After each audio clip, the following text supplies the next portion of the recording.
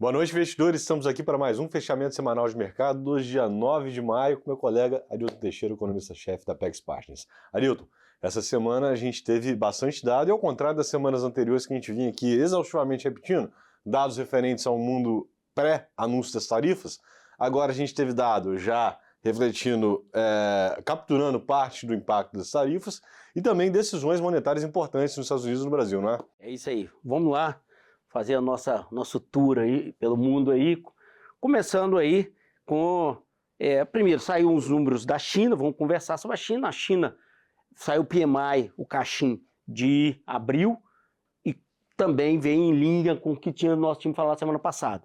Mostra uma desaceleração forte da China aí. Saiu os dados hoje de comércio da China, embora as exportações chinesas não tenham caído, teve muita substituição, né? As exportações dos Estados Unidos caíram, mas foi substituída por exportação para a Ásia, para a Europa e mesmo para a América Latina. Então, assim, o que a gente nota é que teve um impacto na China. Agora, a outra informação importante é que amanhã começa, nesse fim de semana, começa uma negociação de um acordo comercial Estados Unidos e China, as duas maiores economias do mundo, que é um dado importante e é interessante porque isso pode reduzir bastante aí a incerteza e os conflitos. Tem que lembrar que entre os países os que mais se bicaram foi Estados Unidos e China. Se chegar num acordo, reduz razoavelmente a incerteza. Se for um acordo que reduz as tarifas para níveis pré-20 de janeiro, já é um número bem razoável aí, porque no momento atual, as tarifas de 145 dos Estados Unidos sobre produtos importados da China e 125 da China produtos importados dos Estados Unidos, não realmente fechou. Então é isso aí. Na Europa, nós já tínhamos visto, os dados continuam mostrando que a economia está fraca e, obviamente, depender de como vão andar as negociações zona do euro com os Estados Unidos, a Europa pode vir a cair mais. Mais uma boa notícia em relação ao Reino Unido. O Reino Unido fechou 2 acordos comerciais. Um que ele vinha negociando com a Índia há bastante tempo, vai chegar a um acordo agora, vai demorar um tempo aí para assinar e implementar, mas o outro é com os Estados Unidos, que era algo que se esperava que fosse feito. Na verdade, a minha expectativa é que devia ter sido feito quando eles saíram lá atrás, quando eles saíram da zona do euro, mas não foi efetivado. Nesse momento foi efetivado. É um bom número, é uma boa sinalização também que os Estados Unidos estão caminhando na direção de fechar acordo. Isso aí, ele reduziu bastante a incerteza em relação às famosas tarifas recíprocas. Então foram números bons. Agora vamos para os Estados Unidos. Os Estados Unidos, qual foram os números? Bom, já falei dos acordos aqui, então ficou faltando o quê? Estados Unidos, como nós vimos semana passada, a economia se mostrou resiliente. Então os impactos que muitos esperavam que fosse muito forte em abril, né, a criação de empregos, disse que, olha, não teve tão forte. Mas além dos acordos que estão sendo negociados, tem aí a decisão do Copom, ou do Fed, né? O FOMC, que é o nome, o Copom deles, o FONC deles lá, diz o seguinte, manteve os juros e diz o seguinte, nós estamos mantendo os juros porque os riscos são muito grandes. E foi um comunicado muito bem feito, o mercado gostou, acalmou, reduziu a incerteza, mostrou que o Fed não estava com medo das ameaças que o Trump estava vindo fazendo, ou das ameaças, ou pelo menos das críticas que foram feitas, e isso acalmou bastante o mercado. Então isso aí foi o mundo lá fora, e obviamente a sinalização é muito boa, porque os acordos comerciais estão sendo negociados, e nós estamos vendo eles serem concluídos. E aí eu passo para você aí, para passar lá para ver olhar os ativos. Só um asterisco também que está ocorrendo, desenvolvendo aqui um cenário geopolítico tenso entre Paquistão e Índia, que tem uma história já longa de disputa fronteiriça ali na região do Caxemira. O negócio está sendo acirrado, lembrando que as duas têm um arsenal nuclear à disposição. Não está se refletindo em preços, assim, pelo menos os mercados que a gente mais acompanha e afetam aqui o Brasil, mas é uma coisa que tem que ficar de olho também, né? Agora, falando de preços, né, as bolsas globais aqui já se recuperaram no mês de abril, especificamente. Essa semana o S&P ficou operando uma leve queda, praticamente estável. O Nasdaq subiu um pouquinho, mas aí eles já recuperaram já tinham recuperado toda a perda já no mês de abril, eles ficaram estáveis, tá? Já o juro com a comunicação do Fed, a curva de juros americana estava embutindo 4 cortes de juros nesse ano. as expectativas recuaram um pouquinho para esses 3 cortes esse ano, tá? Obviamente com uma distribuição de probabilidade aqui, as maiores apostas sendo feitas no 3 cortes. Então eles subiram um pouquinho, a curva longa do americano também subiu um pouquinho, mas nada demais aí, foi uma semana comportada em termos de patamares de preço. Destaque aí o DXY, que é o único preço relevante para os Estados Unidos, que é o dólar contra as principais moedas desenvolvidas, ele subiu, está no patamar do 100,3, mas ele é um que ainda não recuperou os preços pré-anúncio das tarifas, tá? E a Bolsa Alemã aqui, que é um país que está imprimindo um ritmo fiscal, né, prometendo dar um impulso fiscal na economia maior, renovando a máxima histórica, tá? Essa semana a gente está tendo temporada de resultados, essa semana a gente não teve nenhuma empresa, pelo menos das Mag 7, né, que a gente chama, lá fora reportando, então não tem nada de novo muito nesse front. Agora, olhando para o Brasil, a gente teve decisão de juros lá, a gente também teve decisão de juros aqui, né? É isso aí. Antes da gente entrar no Brasil, vamos fazer um ponto aqui sobre a China, que nós esquecemos, que eu esqueci aqui. A China tomou uma medida monetária de incentivo, foi a redução dos depósitos compulsórios. A China estava prometendo, as autoridades chinesas estavam prometendo um estímulo maior para a economia, para aguentar esses trancos aí devido às disputas com os Estados Unidos, e aí eles fizeram isso, fizeram uma redução. De novo, né, eu acho que mais importante que essa redução vai ser esse acordo, essas negociações aí com o governo. Vamos voltar aqui para o Brasil então. Vou começar aqui pelo IPCA que saiu hoje. O número, ele veio mais baixo, mas ele é preocupante, né? Assim, as categorias alimento e bebidas continuam pressionando, tá certo? A categoria saúde continua pressionando, tá? Então, o que nós vimos ali? O que segurou a inflação mesmo esse ano, esse mês? Foi transporte. Via o quê? Teve deflação devido à queda nos preços combustíveis, que está se refletindo simplesmente o que está acontecendo no mercado internacional, que o petróleo caiu muito, tá? Devido a essas expectativas de menor crescimento mundial e o aumento de produção da OPEP. Então, esses dois fatores puxaram o petróleo e nós estamos refletindo aqui. No demais, você vai ver aí, como eu falei, transporte também foi negativo, aí vem alimentação, saúde, comunicação, vestuário. Então, quando você olha, aqueles subitens que menos contribuíram, por exemplo, educação, por quê? Vai lá e olha o que está acontecendo, simplesmente essa educação ela é sazonal. Quando começa o ano, na metade do ano, tem os ajustes, e agora ele vai ficando mais quietinho. O resto, os índices são muito preocupantes. E aí entrou o nosso Copom. O Copom, como esperado, aumentou os juros em 0,5, acabou com o guidance aí forward guidance dele aí de falar quanto que ele vai aumentar, ou se vai aumentar ou reduzir nas próximas reuniões.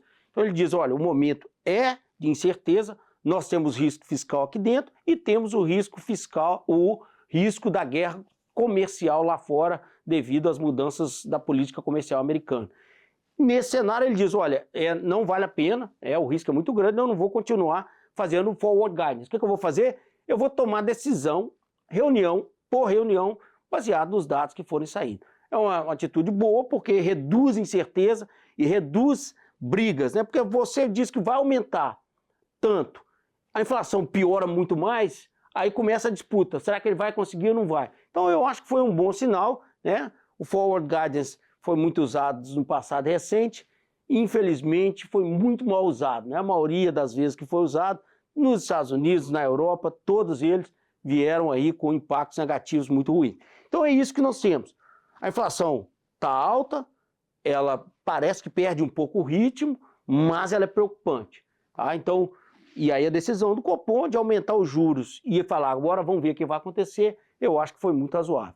Vamos lá em outros pontos. Produção industrial veio bem forte aí em março, foi um número que veio bem acima do esperado, e é um número importante, porque a gente está vendo que o Brasil tem perdido muito ritmo no início desse ano, nesse primeiro trimestre inteiro. Nós estamos vendo até quando essa queda de crescimento vai continuar acontecendo. Esse momento, esse número aí foi importante.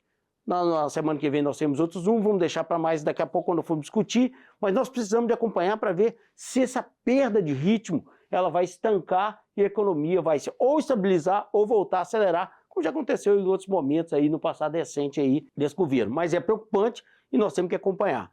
E aí eu passo para você aí para discutir os impactos sobre os nossos ativos. E vamos começar pela curva de juros, afinal a gente teve decisão de juros aqui no Brasil. Bom, o mercado começou a interpretar essa sinalização do Banco Central como uma possível fim da alta da Selic, tá? Agora, como ele ressaltou os riscos, a ponta curta, que já embutia inclusive quedas de juros esse ano, ela subiu, em janeiro 26 ele subiu, mas aí o que ele está falando basicamente é que a gente vai parar os juros por aqui e vai continuar com esse patamar de juros que é alto, 14,75, até o final do ano. A partir daí, os outros vértices da curva, os juros médios, os juros longos, eles caíram bastante, tá? Eles caíram aí na casa dos 25 a 30 bips, né? Ou seja, 0,25 a 0,30%, e estão aí nos patamares de 13,5%, ou seja, menores do que os juros de curto prazo. Isso, obviamente, esse alívio nas condições monetárias impulsionou os ativos de risco. A gente teve o Bovespa aí quase renovando as máximas históricas, está fechando a semana com uma alta na casa de 1,12%, 1,15%, em 136 mil pontos e 600 alguma coisa. A máxima histórica foi 136.700 e pouco. Então, quase renovamos a máxima histórica. Importante ressaltar também que a gente está tendo temporada de balanços aqui no Brasil. E essa semana foi muitíssimo movimentada. Maior alta do Bovespa, quando a gente olha por setor, foi o setor financeiro. O IFNC, que junta as empresas do setor financeiro, está subindo quase 6% na semana, 5,7%. Impulsionado por Itaú, que divulgou o resultado, está fechando a semana aí quase com 5% de alta, uma performance muito boa. Bradesco, que estava sofrendo bastante aí já há uns 3 anos com questões de inadimplência, problemas operacionais, balanços muito ruins. O primeiro balanço deles que veio mostrando talvez uma mudança de tendência aqui, veio um balanço bom em relação aos meses anteriores, né, aos trimestres anteriores, e que está fechando a semana com uma alta forte, 13%. Também tivemos várias seguradoras aqui, Porto Seguro, por exemplo, divulgou o resultado, está subindo 7%. Também teve Caixa Seguridades, BB Seguridades. Construtoras aqui divulgando resultados também muito bons. Teve resultado ruim? Teve, mas a mensagem geral é que as empresas estão saudáveis e estão lucrando. Então, a Bolsa aqui está andando aqui, engatando mais uma semana de alta, quase renovando a máxima histórica, tá, pessoal? E na semana que vem, Arilton?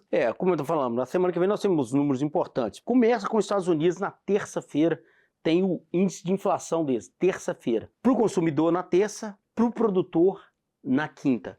Esses já são índices pós-tarifas aí. Então isso aí vai ser importante para a gente começar a perceber o seguinte, se teve, quão forte foi o impacto dessas tarifas americanas. Tem que lembrar, embora as tarifas recíprocas estão suspensas até julho, tem 10% de todas as importações americanas estão sendo cobradas impostos. Tem que lembrar que até o Trump, até 2 de abril, as importações americanas, a maioria delas era alíquota zero, a alíquota média americana era 2,5%. Então tem que ver se isso vai ter um impacto, porque isso aí é o que o Fed está dizendo, olha, eu tenho que tomar muito cuidado com os juros, eu não posso reduzir os juros, porque eu estou com o risco de ter inflação, e isso aí vai começar a sinalizar se o impacto e qual o tamanho desse impacto aí que nós podemos esperar. Então esse para os Estados Unidos. Além disso, nos Estados Unidos, na sexta-feira, tem um índice que é importante, que é o Michigan, que é um índice que mensura a expectativa das famílias, dos consumidores americanos. E aí vai dizer se eles ficam muito negativos, né? Se a expectativa de pior da economia é muito grande. Em geral, o consumo da família, que é a maior parte da demanda agregada americana, ele pode cair porque os consumidores começam a ver o mundo piorando. E isso também pode ser um sinal ruim. No mês de abril caiu, mas com essas medidas, talvez agora pode ser que tenha uma melhora. Então esse aí para os Estados Unidos. No Brasil, vamos lá, no Brasil nós temos aí, começando na terça-feira, sai a minuta da última reunião do Copom. Isso é importante para a gente ler e ver as discussões que estão correndo lá dentro do Copom que levaram a essa tomada de decisão. Tá? E isso pode clarear como é que o Copom está vendo, e aí essa percepção nossa. Subiu e agora deve parar e esperar para ver se a inflação vai convergir, vai começar a convergir. Se isso está lá, a gente vai estar nessa discussão, pode fortalecer essa visão do mercado, é importante nesse momento. Nós temos também aí na quarta-feira a produção industrial, que é importante, como eu falei, porque o Brasil está perdendo ritmo. Como você falou, os dados do primeiro trimestre foram muito bons, a economia brasileira está bem, o setor privado está muito bem, e é o que tem segurado muito a bolsa. E aí nós precisamos de ver como que essa economia vai passar toda aí essa nossa turbulência que está aí. Hoje saíram uns dados, né, a China, a importação da China caiu bastante e caiu, obviamente, nós exportamos para a China, nossas exportações para a China caíram muito. É uma demanda para o produto brasileiro, nós temos que ficar muito atentos. Então eu acho que é isso aí para a semana que vem, né? E claro que se os preços vierem muito altos nos Estados Unidos, ou se tivermos aí números muito ruins para a economia brasileira, isso aí pode gerar muito preço, muita volatilidade. E na semana que vem estaremos aqui novamente. Um bom final de semana a todos, um feliz Dia das Mães para as mães de todo o país e um forte abraço. É isso aí, bom Dia das Mães e até semana que vem.